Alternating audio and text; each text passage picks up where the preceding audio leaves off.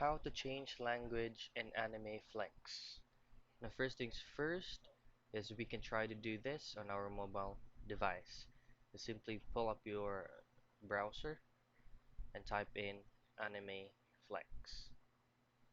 Now, if you click on the first link, you'll just have to be careful because there's actually massive ads that will pop out on your mobile phone.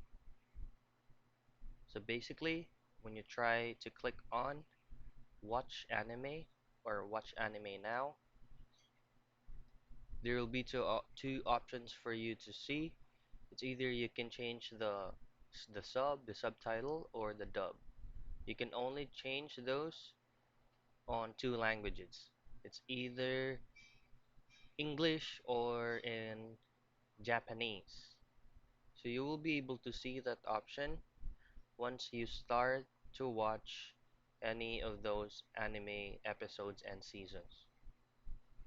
So that's basically how you can change Anime Flex language.